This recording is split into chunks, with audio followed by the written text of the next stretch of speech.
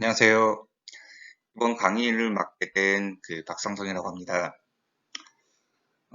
오늘하고 내일 우리 수업 때 해야 될 것들은 이제 특허 빅데이터 분석에 대해서 이야기를 할 거예요.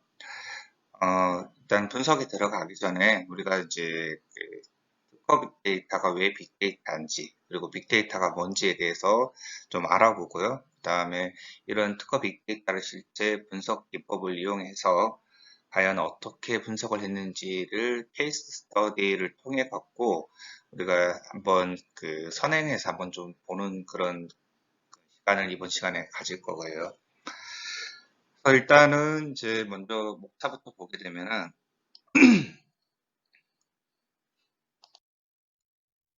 들어가기 전에 보게 되면은 여러분이 보고 있는 화면을 보게 되면은 이거 혹시 이름을 뭐로 부른지 알고 계신 분도 계실 거고 모르신 분도 계실 텐데 이게 오프라인이면 제가 질문을 하는데 일단 오프라인이 아니고 온라인이다 보니까 제가 정답을 먼저 이야기 드릴게요.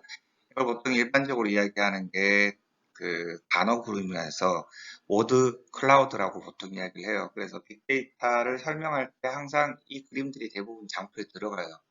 이게 뭐냐면은 수많은 문서 속에 있는 키워드들이 있을 때 그 중에서 의미가 있거나 또는 빈도수가 높은 그런 키워드들을 단어 그룹 형태로 비주얼라이제이션해서 보여주는 시각화해서 보여주는 그런 그림이고요. 여러분들이 실습을 할 때도 이 워드 클라우드를 실제로 해볼 거예요. 그래서 여러분들이 특허 문서를 가지고 실제 그 문서 속에 들어있는 키워드들을 이 워드 클라우드 형태로 코딩을 통해서 도출해내는 과정을 갖게 되는데, 이 워드 클라우드 자체가 이제 빅데이터를 가장 잘 설명한다고 아까 이야기를 드렸었는데, 왜 그러냐면은 어, 특허 문서도 그렇고 일반 텍스트가 들어있는 문서들도 있고, 그런 문서들 중에서 수천 건, 수만 건의 문서들 속에는 단어들은 수백만 개 이상이 들어있어요. 그런데 여러분들이 그 문서에 들어있는 텍스트를 다 읽고 의미를 정성적으로 찾아내는 것들은 사실 어렵죠. 불가능하고요. 그죠? 근데 이제 이런 워드 클라우드라는 빅데이터 분석 기법을 통해 갖고 그 문서들 중에서 나름의 의미가 있는 그런 정보들을 키워드 형태로 도출하는 게 워드 클라우드이기 때문에 이 워드 클라우드가 이제 빅데이터 분석을 할 때 가장 대표적인 기법으로 이야기를 하고 있어요. 그러면은 뭐 빅데이터는 아까 이야기했던 문서들 이야기했고, 통계가 이 워드 클라우드를 만드는 알고리즘의 일부분이 들어가 있는 거고요. 우리는 이 빅데이터랑 통계 기법을 통해서 인사이트를 노출하는 게 단계가 있는데, 이 단계가 어플리케이션 단계라고 생각을 하면 될 것 같습니다. 자, 우리 강의 내용은 일단 빅데이터가 뭔지를 좀 알아야 되고요. 기본적으로 빅데이터가 뭔지를 알고, 그 다음에 그러면 특허가 왜 빅데이터인지, 그 다음에 이 빅데이터하고 통계하고 무슨 관계가 있는지 좀 보고요. 그 다음에 그러면은 이 특허 빅데이터 분석에 실제로 사용된 사례는 어떤 게 있는지를 한번 볼 거예요. 이 사례는 실제 뭐 제가 이제 논문으로 한번 퍼블리시해서 했던 사례고요. 데이터는 인공지능 데이터를 통해 갖고 과연 소셜 트렌드하고 테크놀로지 트렌드하고 두 개를 다 잘 반영을 했는지를 빅데이터 분석을 통해서 실제로 알아본 케이스가 돼요. 그래서 여러분들이 실제 거기에서 썼던 내용들 중에서 구글 트렌드가 들어있는데, 구글 트렌드는 우리 과정에서 따로 다루진 않는데 그렇게 어렵지 않기 때문에 여러분들이 실제 구글 웹사이트에서 직접 해볼 수는 있어요. 그리고 하나 더 하는 게 기술 트렌드를 알아보는 사회 네트워크 분석이라고 하는 SNA 기법을 통해서 내일 이제 직접 SNA 그래프를 그려서 의미 있는 중심 기술 같은 것들을 도출하는 것들을 배우게 될 겁니다.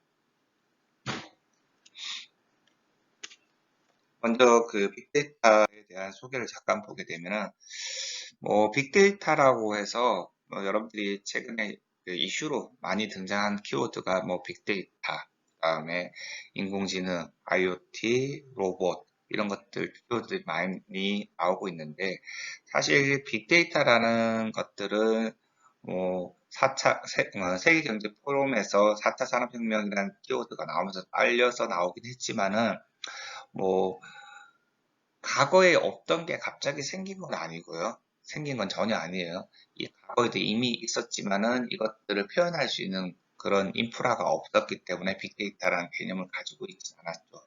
근데 지금 같은 경우에는 이제 그런 데이터들을 표현하고 처리할 수 있는 인프라들이 충분히 갖춰져 있기 때문에 이제 빅데이터라는 키워드가 있어요. 예전에는 이제 이런 빅데이터 말고 뭐 라지 스케일 데이터라는 표현도 썼고 기타 뭐 여러 가지 표현들이 있었는데 이제 최근에는 이제 이런 그 데이터들을 양이 많은 것들을 대부분 그냥 빅데이터라고 그 표준적으로 그냥 쓰고 있는 것 같아요. 그래서 앞에서 이야기한 것처럼 빅데이터 자체가 과거에는 없었냐? 그건 아니고 과거에도 이 빅데이터라는 것들은 있었어요. 근데 우리가 과거에는 이런 데이터가 있었지만 실제 이 데이터를 활용을 해 쓰지 못했고요. 그 다음에 이것들을 담을 수 있는 그릇들이 없었기 때문에 주로 우리가 데이터를 처리할 때는 스몰 데이터들을 많이 썼어요. 스몰 데이터들은 사람이 인지해서 관찰하고 실험해서 나온 데이터들의 결과물을 통계적으로 분석을 해서 분석 결과로 어떤 그 인사이트를 도출하는 그런 과정을 거쳤었죠. 그죠? 근데 과거에도 이런 빅데이터는 있었는데 최근에 이 빅데이터가 떠오른 가장 큰 이유는 ICT가 발전을 하면서 그 소프트웨어 관점이나 하드웨어 관점 두 가지 관점 모두가 발전을 하게 돼요. 그러다 보니까 과거에는 이런 데이터를 저장할 수 있는 스토리지가 부족했었는데 이런 스토리지들이 발전을 하면서 데이터들을 담을 수 있는 요 그릇이 생긴 거고요. 그다음에 이런 데이터들을 소프트웨어 형태로 처리를 해줄 수 있을 때 충분히 처리량을 처리해 줄 수 있는 하드웨어가 뒷받침이 된 거예요. 그러면서 이런 하드웨어나 소프트웨어가 발전하면서 빅데이터를 처리할 수 있는 환경이 갖춰진 거죠. 그러면서 이제 빅데이터라는 용어들이 쭉 나오게 되는데 여러분들이 뭐 빅데이터라 그러면은 뭐 좀 생소하신 분도 있고 뭐 TV나 매스컴 같은 것들 뭐 또는 학교에서 공부하면서 많이 들어보신 분도 있긴 할 거예요. 근데 나랑은 조금 괴리감이 있는 그런 용어지 않나라고 생각할 수도 있는데 그렇지는 않고요. 여러분이 지금 이 순간에도 여러분들은 빅데이터하고 관련이 돼 있어요. 여러분들이 지금 보시는 그 동영상 같은 경우에도 사실 압축 코덱들이 그 발전하면서 이런 제가 지금 녹화를 해서 찍은 데이터들이 있죠. 지금 말하고 그 영상으로 나가는 것들이 예전 같은 경우에는 이런 것들을 약 50분 정도의 그 용량으로 저장을 하려고 하면은 용량이 너무 커갖고 좀 힘들었죠, 그죠? 그 데이터 양은 어마어마한 거고, 그죠? 근데 지금 같은 경우에는 압축 기술이 발전하면서 이 코덱 기술이 발전했죠. 제가 아마 저장도 아마 MP4 형태로 했을 건데 이런 데이터들도 다 그 빅데이터라고 할 수가 있어요. 그리고 여러분들이 아침에 이제 올 때도 이 빅데이터를 경험을 하고 오셨을 거예요. 차를 가져오신 분도 계실 테고 또는 오시면서 SNS도 하면서 그러니까 SNS도 하면서 오실 텐데 SNS 같은 것들 할 때 여러분들이 데이터들이 전부 페이스북이나 트위터 같은 데도 저장이 되죠. 그죠? 저장이 되는데 이런 저장된 데이터들이 전부 페이스북, 트위터, 인스타 이런 데 전부 다 저장되어 있는 것들도 여러분들이 빅데이터를 만드는 데 일조를 한 거예요.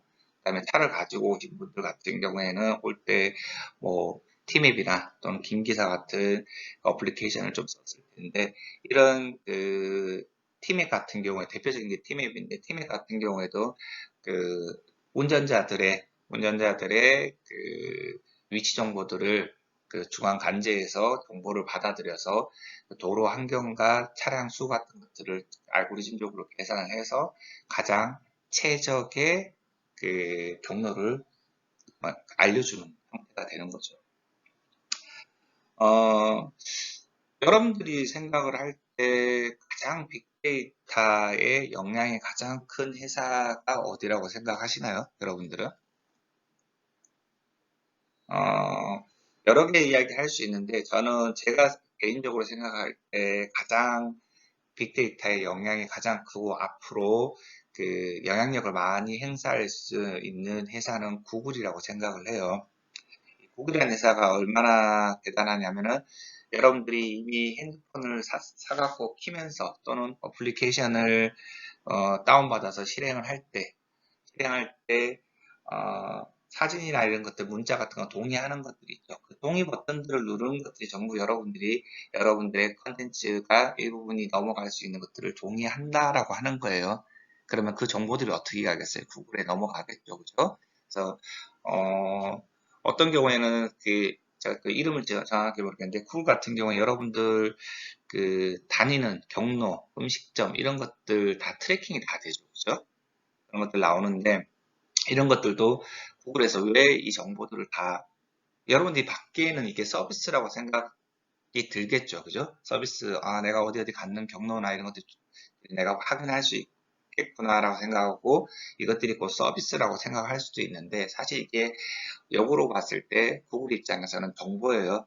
여러분들이 자주 가는 그 경로들, 그다음에 자주 이용하는 업체들, 뭐 커피숍, 뭐 음식점 이런 것들이 다 있을 텐데 이런 것들에 대한 정보들이 전부 구글의 그 서버에 담기게 돼요. 담기게 되면 얘들은 이런 정보들을 다 모았다가 뭘 하냐?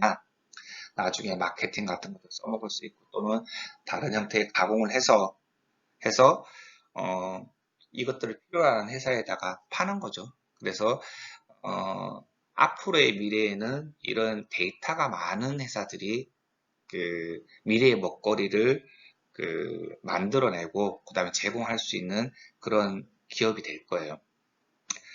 어, 구글의 대표적인 빅데이터 분석 시스템이 뭐가 있냐면은 구글의 독감 예보 시스템이 있어요. 그러니까 한국 같은 경우에는 우리가 요즘 코로나 때문에도 보면 동선 추적하고 그다음에 코로나 걸리게 되면은 확진자가 뜨게 되면 딱딱딱 몇 명이 오늘 몇 명 걸렸고 국내 환자가 몇 명이고 해외 환자가 몇 명이다 이렇게 쭉쭉 나오죠, 그죠?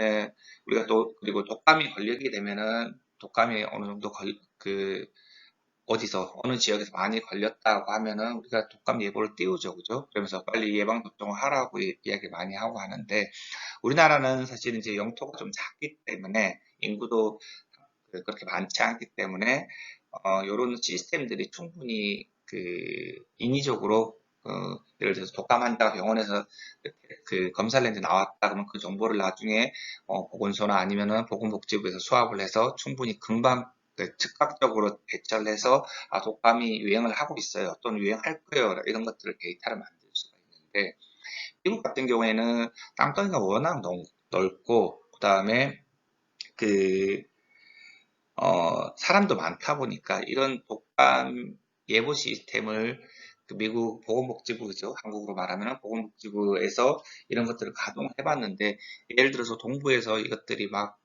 독감이 유행을 해서 동부에서 유행을 해서 막 조사를 해갖고 수합을 했더니 동부에서 유행을 한다 그래서 딱 터뜨려서 보면 이미 동부에서 유행이 끝나고 이제 남부로 넘어가는 거예요.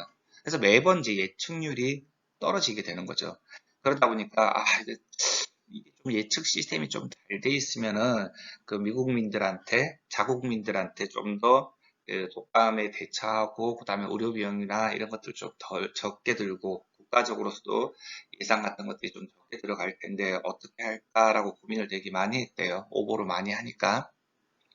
그때 이제 구글이 이거 그러면 내가 한번 해보겠다. 내가 한번 해볼 테니까 뭐 나한테 좀 기회를 달라 그래서 구글이 이 독감 예보 시스템을 가동을 해요. 그래서 적중률이 너무 좋은 거죠. 정말 좋아요.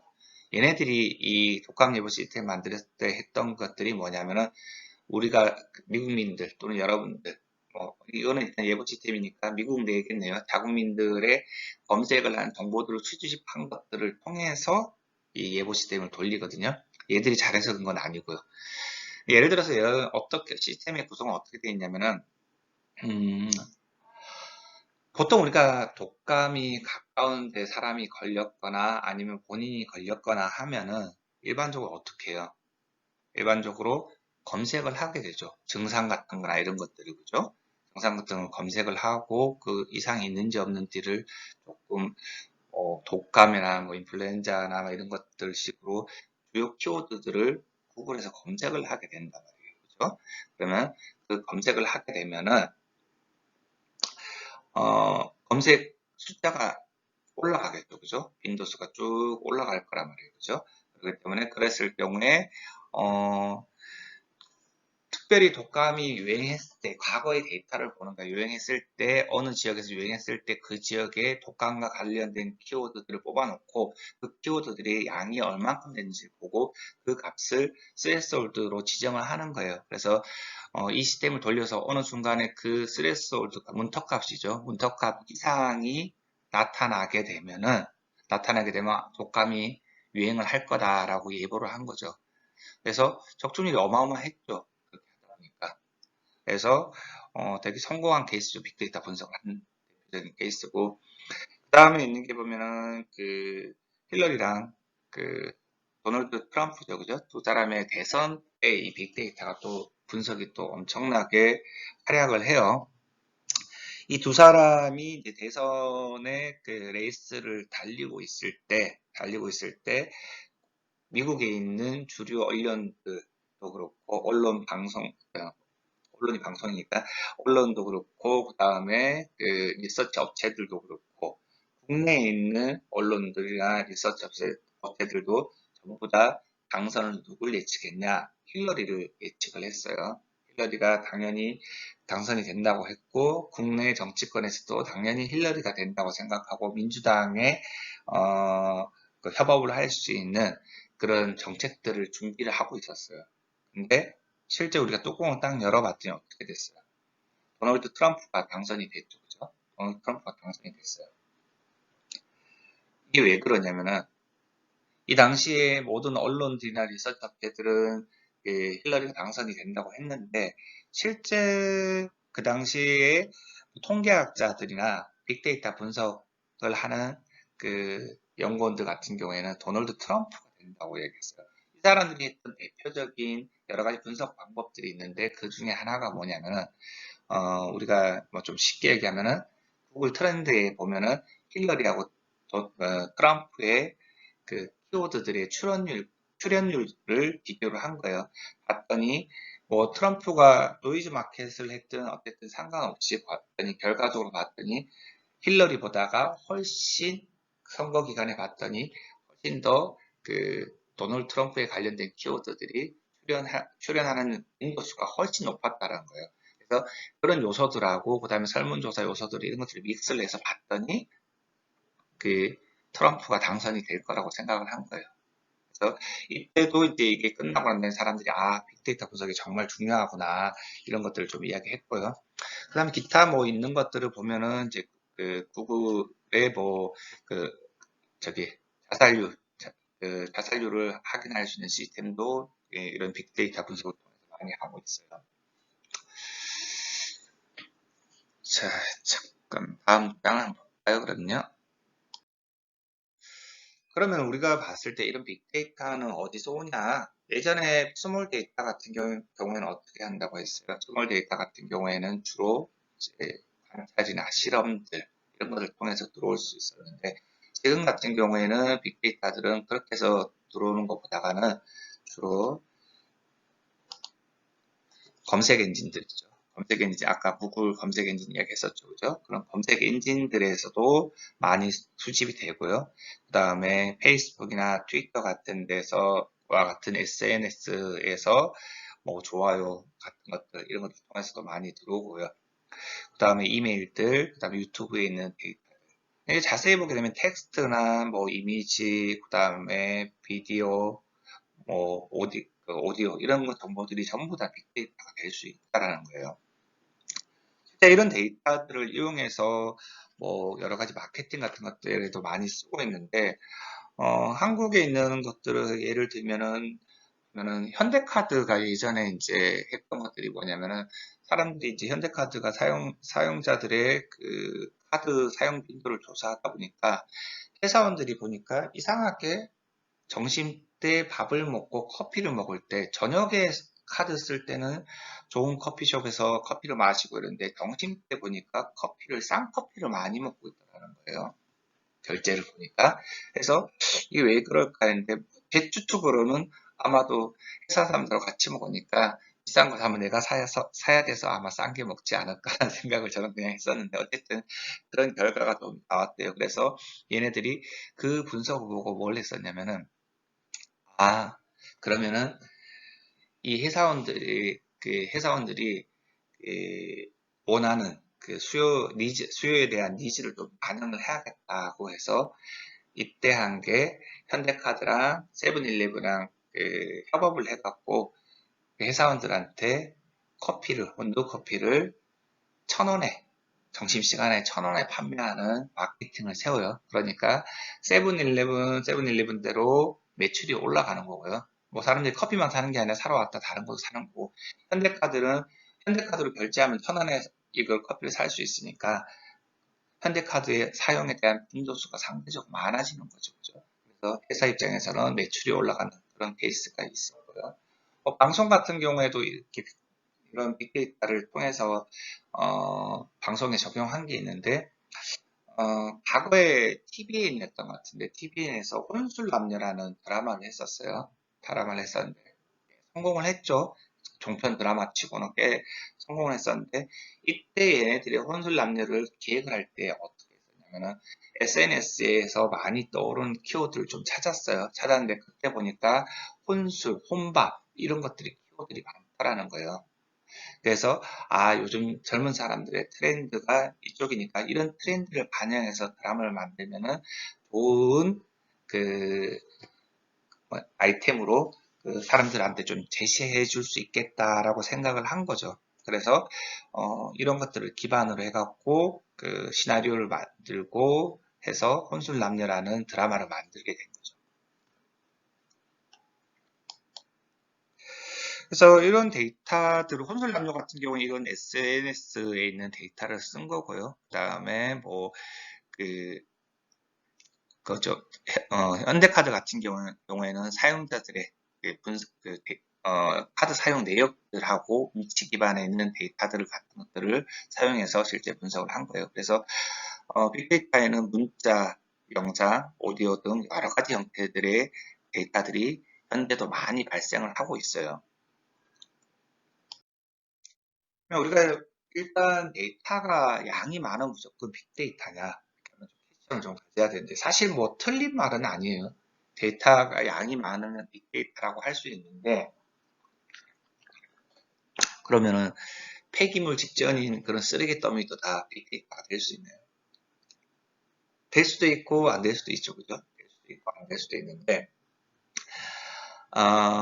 빅데이터라고 하면은 보통 일반적으로 세 가지 정도의 요소는 가지고 있어야 된다고 하고 플러스로 하나 또는 두 개 정도의 요소들을 가지고 있는데 저는 그냥 개인적으로 제가 생각했을 때는 네 가지 정도로 보통 이야기해요. 정의는 사람들이 보는 관점마다 연구를 하는 사람마다 다른데 이거는 모범 답안은 아니고요. 여러분들이 그냥 짐작 정도만 하면 될 것 같아요. 그래서 이 네 가지 요소가 갖춰져 있어야지 그 데이터가 빅데이터라고 이야기를 할 수가 있다라는 거예요. 그래서 첫 번째는 앞에서 말한 것처럼 양이 많아야겠죠. 양이 많아야 돼요. 그래서 이 양이 많아야지 빅데이터라고 할 수가 있고요. 두 번째는 데이터가 그 실시간으로 분석할 수 있는 그런 능력이 돼야 되죠. 그러니까 이거는 뭐야 곧 그 실시간 형태로 자주 갱신되고 업데이트되고 그 데이터들을 실시간으로 분석을 할 수 있는 그런 형태를 갖춰야 된다는 거예요. 세 번째 같은 경우에는 데이터의 형태가 단순히 수치형 데이터 이런 것만 딱 있어야 되는 게 아니라 데이터 타입 자체가 뭐 수치도 될 수 있고 텍스트도 될 수 있고 오디오도 있고 영상도 있고 여러 가지 형태가 되어야 된다는 거예요. 그다음 마지막에 가장 중요하게 제가 생각을 하고 있는 거는 밸류예요, 밸류. 밸류인데 이게 뭐냐면 앞에 있는 세 가지 요소는 모든 빅데이터를 뭐 정의하고 있는 사람들이 다들 공통적으로 제시를 하고 있는 거예요. 마지막에 거는 이거를 제시하는 사람도 있고 아닌 사람도 있는데 저는 개인적으로 가장 중요하다고 생각하는 거예요.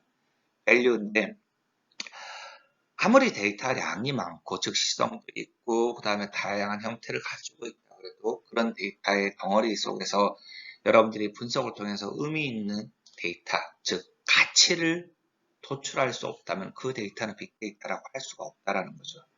그렇기 때문에 여러분들이 봤을 때는 이 네 가지 요소가 다 갖춰져야 된다. 그러면 우리가 반대로 우리가 특허를 배우고 있는 입장이니까 특허는 과연 빅데이터냐? 특허 자체는 한국에 있는 DB에 있는 양만 해도 어마어마해요. 그죠?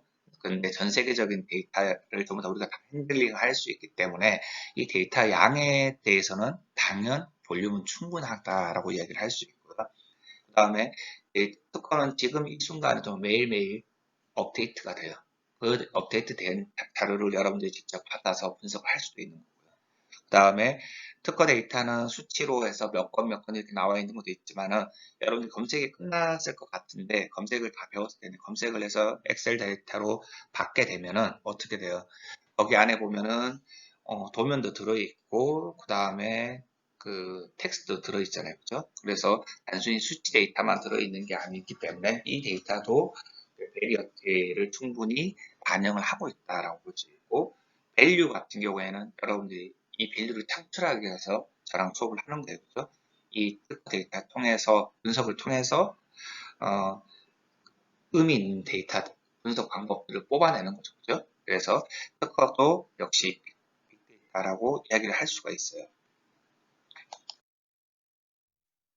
자, 그 다음에 우리가 봐야 될 거는 그러면은 이제 빅데이터하고 빅데이터 하면 꼭 항상 붙어다는 게 통계인데 빅데이터하고 통계하고 무슨 관계가 있길래 왜 사람들이 하면은 빅데이터 통계, 빅데이터 통계, 빅데이터 분석이 꼭 통계라고 하냐를 한번 보게돼요. 그래서 보게 되면은 지금 보시면은 화면에 보고 있는 것들을 보면은 바이너리 데이터죠. 그죠? 바이너리 데이터인데 이 바이너리 데이터, 수학이 많은 바이너리 데이터가 있는데 이 바이너리 데이터가 곧 뭐라고요? 빅데이터예요. 빅데이터고 여기에 보이는 돋보기가 뭐냐? 통계라고 생각을 하시면 될 것 같아요. 여러분들은 여기 의미가 있든 의미가 없든 그렇게 산재되어 있는 이런 바이너리 데이터 중에서 여러분들이 통계라는 돋보기를 들고 내가 필요한 정보를 딱 찾아내는 거라고 생각을 하면 돼요. 즉 데이터가 이렇게 있을 때 통계 기법을 통해서 여러분들이 유추하고 싶거나 뽑아내고 싶은 것들을 데이터를 그 통계를 통해서 뽑아내는 것들이라고 이야기할 수 있죠. 그래서 분석 단계에 통계가 들어간다 이렇게 생각을 하시면 될 것 같아요.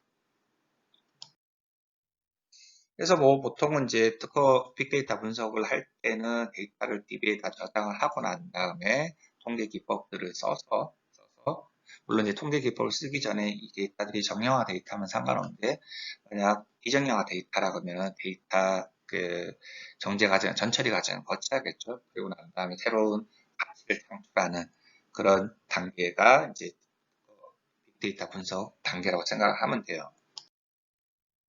그래서 분석 방법에는 뭐 보통 사람들이 생각을 할 때는 뭐 빅데이터 분석은 뭐 새로운 분석 방법을 쓰고 있어 이렇게 생각을 하는데 그렇지는 않고요. 기존에 있던 통계 분석 방법을 그대로 적용한다고 생각을 하면 돼요. 그래서 여러분들이 이제 저랑 할 때 많이 하는 것들이 뭐 탐색적 분석이라고 해서 지난 뭐 SNA 같은 그림으로 그리는 것들, 비주얼라이제이션에서 그림으로 보여주는 기법들이 전부 이제 탐색 기법이라고 얘기할 수 있고요. 그 다음에 기술 분석 같은 경우에는 뭐 전문지 응답 비율 같은 것들, 그 다음에 매출액 같은 것들, 그냥 단순히 그냥 통계 처리, 평균, 표준 편차, 분산 이렇게 구하는 것들이 기술 분석이라고 할 수가 있고요. 그 다음에 추론 분석 같은 경우에 가설 검정을 하는 것 단계이고, 그 다음에 예측 분석은 뭐 인공신경망, 의사결정, 시계열 분석과 같은 우리가 미래에 발생하지 않는 것들을 과거의 데이터를 통해서 예측을 하는 분석 방법이 예측 분석이라고 할 수 있어요. 그 다음에 있는 게 이제 인과 분석이라고 해서 뭐 독립 변수하고 종속 변수 사이의 인과관계를 분석해야 하는 분석 기법들인데 대표적인 게 로지스틱 회계 분석이나 영향유치 마이닝 같은 것들을 들 수가 있습니다.